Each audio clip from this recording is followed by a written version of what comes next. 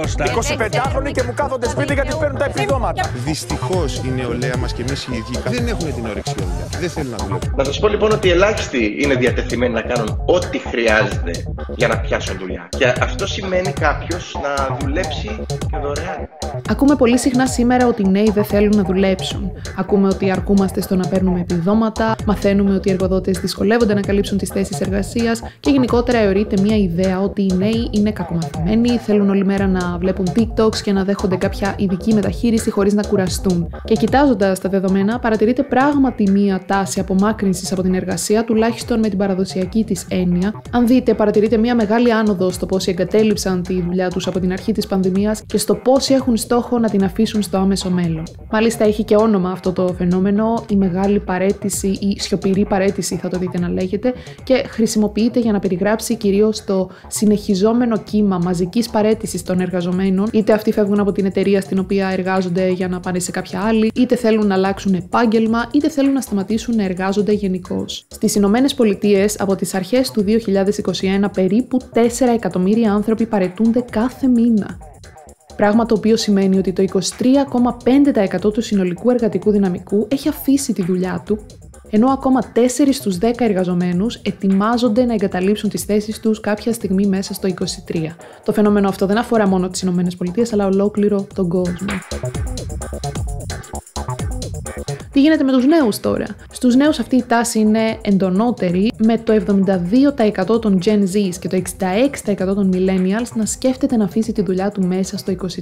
Στην Ελλάδα τώρα τι συμβαίνει? Το 2021 και 2022 δεν παρατηρήθηκε κάποια τόσο μεγάλη έξαρση αποχωρήσεων όπως σε άλλες χώρες. Αυτό που είναι έντονο στη χώρα μας είναι μια σταθερή ανεργία στους νέους, αφού σύμφωνα με στοιχεία της Eurostat το 31,3% δεν εργάζεται, πράγμα το οποίο μας φέρνει στη δεύτερη θέση με το υψηλότερο ποσοστό ανεργίας στην Ευρωζώνη, πίσω από την Ισπανία που το αντίστοιχο ποσοστό είναι 32,3%. Επίσης στην Ελλάδα υπάρχει και το άλλο πρόβλημα, όπως ανέφερα και πριν, πολλοί εργοδότες, ιδίως στο κλάδο του τουρισμού, δυσκολεύονται να καλύψουν τις θέσεις εργασίας, αφού σύμφωνα με πληροφορίες πέρυσι έμειναν κενές 60.000 θέσεις εργασίας, ενώ σήμερα, καθώς ετοιμαζόμαστε για την καλοκαιρινή σεζόν του 2023, πάνω από 80.000 θέσεις είναι κενές. Τι έγινε ξαφνικά? Βαρεθήκαμε? Θέλουμε να ξαπλώνουμε όλη μέρα και να βλέπουμε Λούμπεν για να μην κάνουμε τίποτα?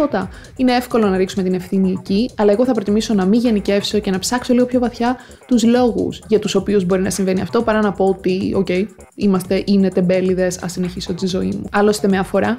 Ανήκω σε αυτούς τους νέους που έψαχναν ενεργά εργασία και παρόλα αυτά από ένα σημείο και μετά σταμάτησε να το κάνει. Σύμφωνα με έρευνα που δημοσιεύτηκε στην Καθημερινή, σχεδόν 1 στους 4 Έλληνες σε ηλικία εργασίας έχει μια ανικανοποίητη ανάγκη για απασχόληση, χωρίς όμως να μπαίνει στον κόπο να ψάξει για εργασία. Καλά, δεν συμφωνώ με τη συγκεκριμένη επιλογή λέξεων, γιατί το να λες μπαίνω στον κόπο χρωματίζει όλη την κατάσταση ήδη αρνητικά.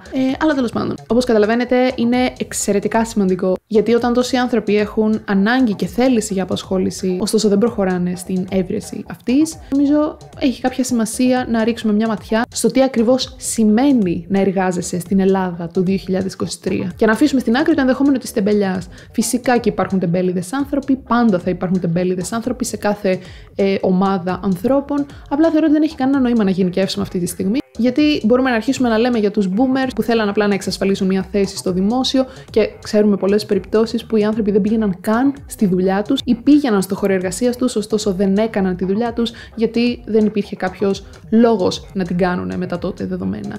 Αλλά δεν ωφελεί σε κάτι να γενικεύσουμε, παρόλο που εσείς μας καταστρέψατε. Πάμε λοιπόν να δούμε τι σημαίνει εργασία στην Ελλάδα σήμερα. Για αρχή θέλω να μιλήσουμε για το ωράριο. Για πολλούς το στάνταρ ωράριο εργασίας, τουλάχιστον για όσους δεν εργάζονται σεζόν, αλλά τέλος πάντων το στάνταρ είναι το 8ωρο. Το 8ωρο για το οποίο πάλεψαν εκατομμύρια άνθρωποι στις αρχές του 1900, γιατί ήταν το ιδανικό με τα τότε δεδομένα, ιδίως αφού εργάζονταν πολλές φορές μέχρι και 15 ώρες τη μέρα.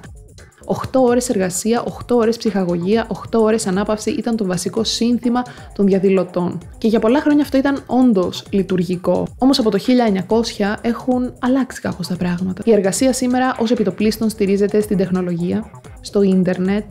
Πάρα πολλά επαγγέλματα απαιτούν κριτική σκέψη, δημιουργικότητα, καινοτομία, για τα οποία δεν χρειάζεται απαραίτητα να κάθεσαι σε ένα γραφείο συγκεκριμένες ώρες. Βασικά, ακριβώς το αντίθετο χρειάζεται. Έχουν γίνει πάρα πολλές έρευνες που υπολογίζουν πόσες ώρες πραγματικά είναι παραγωγικός ένας εργαζόμενος και τα ευρήματα ποικίλουν, άλλες λένε 5 ώρες, άλλες λένε 6, άλλες 3. Σίγουρα όμως καμία έρευνα δεν κατέληξε στο 8ωρο σαν το ιδανικό νούμερο εργασίας. Δεν είναι μόνο όμως το 8ωρο παροχημένο, αλλά και η αναγκαστική φυσική παρουσία σε ένα γραφείο, που είναι μια τάση, μια αίσθηση που επικρατούσε και πριν την πανδημία, ωστόσο επισπεύστηκε μέσα σε αυτή. Γιατί τότε πάρα πολλοί άνθρωποι αναγκάστηκαν να εργαστούν σε πιο ευέλικτες συνθήκες. Αντιλαμβάνομαι ότι δεν είναι όλοι οι άνθρωποι το ίδιο και πως έχει και αρνητικές πτυχές η εργασία, η πιο ευέλικτη, ας πούμε, να το πω έτσι, εργασία, αλλά θα το δούμε αυτό στη συνέχεια. Σε γενικές γραμμές, η εργασία από το σπίτι συνδέθηκε με αυξημένη παραγωγικότητα, καλύτερη ισορροπία work-life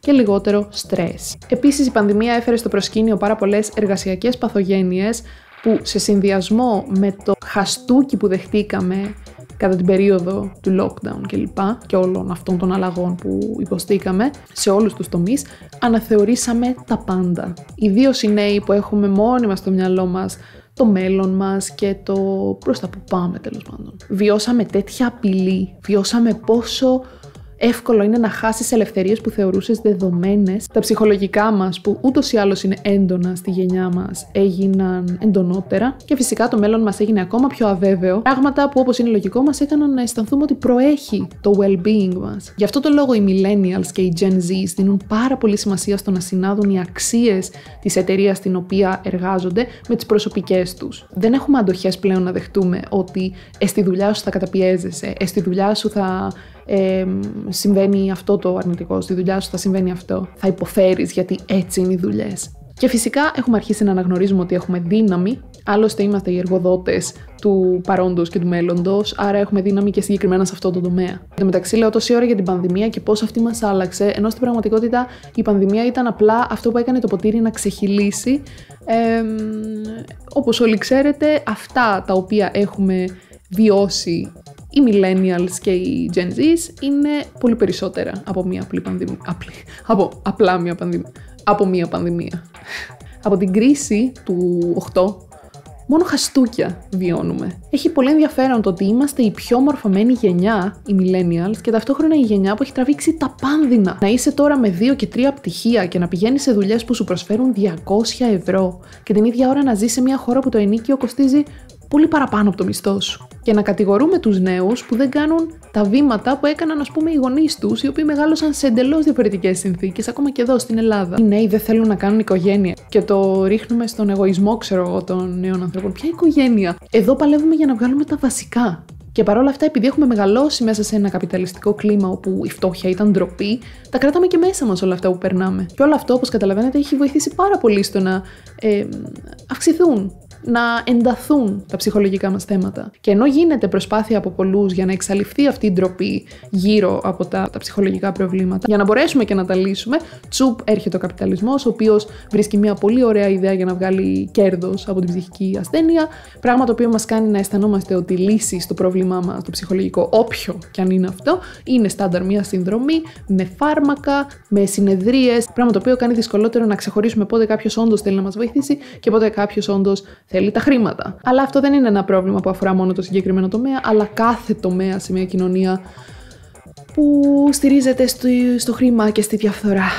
Και παρά όλα αυτά, ακόμα δεν έχω μιλήσει συγκεκριμένα για τις συνθήκες εργασίας στην Ελλάδα. Σας ζήτησα να μου στείλετε τις δικές σας αρνητικές εμπειρίες από την εργασία σας και είδα πολλά που περίμενα να δω. Απλήρωτες υπερορίες, απλήρωτη μισθή, άθλιες συνθήκες διαβίωσης όταν, ας πούμε, παρέχεται κατοικία, παρενοχλήσεις, ρατσισμός, άθλια συμπεριφορά γενικότερα. Αυτό που δεν περίμενα να δω, γιατί είμαι τυχερή που δεν το έχω βιώσει, είναι ότι ένας εργοδότης έκανε κατάθεση το δώρο και την επομένη περίμενε ο εργαζόμενος να το κάνει ανάληψη και να του το επιστρέψει. Εντάξει, αυτό ήταν ακραίο. Όμως κάτι πολύ σημαντικό που υπόθηκε μέσα σε όλες αυτές τις καταγγελίες ήταν το διεκδίκησα και αποζημιώθηκα. Το μοναδικό μας όπλο σε όλες αυτές τις καταστάσεις είναι να αντιδράμε. Το να ξέρουμε τα δικαιώματά μας και να τα διεκδικούμε. Μην δεχτείτε ποτέ κανείς να σας πει κάνε ό,τι χρειάζεται για να δουλέψεις. Γιατί όταν έχεις ικανότητες και δουλεύεις δωρεάν ή για ψίχουλα, τότε οι άλλοι άνθρωποι οι οποίοι δεν είναι διατεθειμένοι να δώσουν αυτή την υπηρεσία δωρεάν, θα μείνουν άνεργοι. Επομένως, για μένα το ότι δεν δεχόμαστε να δουλέψουμε σε αυτές τις συνθήκες είναι αισιόδοξο όσο να είναι. Το ότι η σημερινή νεολαία πατάει πόδι και το βλέπουμε και με όλες τις πορείες και με όλα αυτά που γίνονται είναι πάρα πολύ όμορφο. Είναι κρίμα το ότι χρειάζεται να τα κάνουμε αυτά, αλλά είναι αισιόδοξο ότι τουλάχιστον δεν τα δεχόμαστε πια. Έχουμε πει αρκετά. Επομένως, όχι, δεν είναι αλήθεια το ότι δεν θέλουμε να δουλέψουμε. Αυτό που είναι αλήθεια είναι ότι δεν θέλουμε να δουλέψουμε μάταια και πολύ καλά κάνουμε. Στην πραγματικότητα, οι millennials, δηλαδή, εγώ μπορώ να μιλήσω για τη δική μου γενιά, έχουμε πάρα πολύ όρεξη να δουλέψουμε, έχουμε πάρα πολύ δημιουργικότητα. Τις καλύτερες ιδέες που ακούω σχετικά με την εργασία τις ακούω από άτομα της γενιάς μου. Βέβαια, να πω σε αυτό το σημείο, γιατί δεν το είπα πριν, ότι και το ευέλικτο ωράριο έχει τα αρνητικά του. Δηλαδή, για παράδειγμα, εγώ που είμαι πάρα πολύ team, δουλεύω από το σπίτι στις ώρες που επιλέγω εγώ κλπ. Δυσκολεύομαι να ξεχωρίσω τη ζωή από την εργασία. Πολλές φορές ξυπνάω στον ύπνο μου πραγματικά, γιατί σκέφτομαι κάποια πράγματα και τα σημειώνω σχετικά με τη δουλειά. Και ναι, αυτό είναι κακό, αλλά νομίζω ότι είναι δικό μου θέμα. Δηλαδή, διάβασα κάπου ότι το να κλείνεις τον υπολογιστή σου, ξέρω, κάποια συγκεκριμένη στιγμή, μπορεί να έχει το ίδιο effect με το να φεύγεις από τη δουλειά σου. Μόνο που εμένα, που η δουλειά μου μεταξύ άλλων είναι και το YouTube, όταν μπαίνω στο YouTube για να δω αστεία βιντεάκια, νιώθω λες και είμαι στο χώρο εργασίας μου και βλέπω βιντεάκια. Τέλος πάντων, δεν μίλησα τόσο για την έννοια του αφεντικού. Εγώ δεν πιστεύω στην ύπαρξη αφεντικού σε μια εργασία. Πιστεύω στις συνεργασίες, πιστεύω στο να βάζουμε κάτω τις ικανότητές μας, να κάνουμε ό,τι καλύτερο μπορούμε με βάση τις ικανότητές μας και με βάση το τι χρειάζεται ο κόσμος και να συνεργαζόμαστε και τα έσοδα που μπορεί να βγάζουμε, δεδομένου ότι ζούμε σε μια χρηματοκεντρική κοινωνία, να τα μοιραζόμαστε. Αυτό νομίζω είναι το πιο fair. Και κάτι τελευταίο. Παρά το γεγονός ότι για τους νέους η απόκτηση περιουσίας δεν είναι ο σκοπός, ο βασικός στόχος, παντού γύρω μας ακόμα το υπερβολικό χρήμα σαν status symbol διαφημίζεται πολύ έντονα και είναι πάρα πολύ εύκολο να επηρεαστούμε από αυτό και επηρεαζόμαστε από αυτό, το βλέπουμε πολύ συχνά και σε νέους ανθρώπους. Στο χέρι μας είναι να απορρίψουμε αυτό το lifestyle. Σίγουρα χρειάζεσαι λεφτά για να ζήσεις αξιοπρεπώς στο τωρινό σύστημα, αλλά υπάρχει μεγάλη απόσταση από το ζω αξιοπρεπώς μέχρι το βάζω χρυσό στα δόντια μου.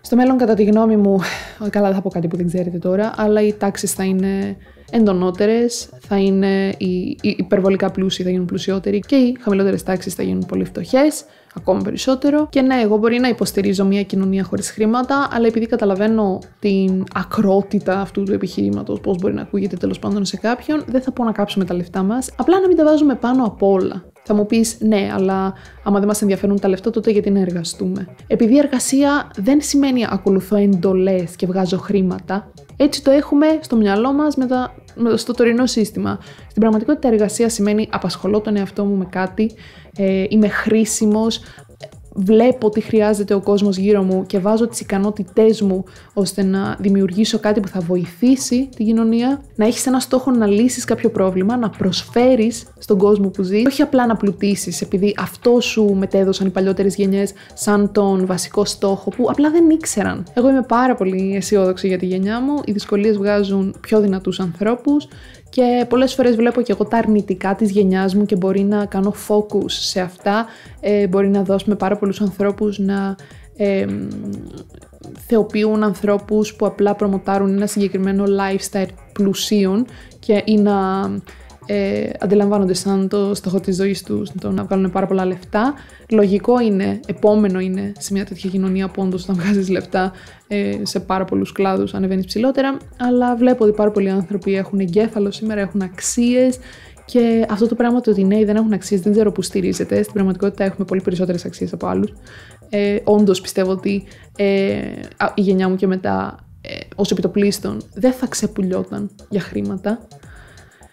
Αχ, και ναι, μέσα σε όλα αυτά τα σκατά τουλάχιστον είναι λίγο αισιόδοξο το ότι αλλάζει ο κόσμος και είμαστε εμείς που κρατάμε τα ενία. Αυτά ήθελα να σας πω.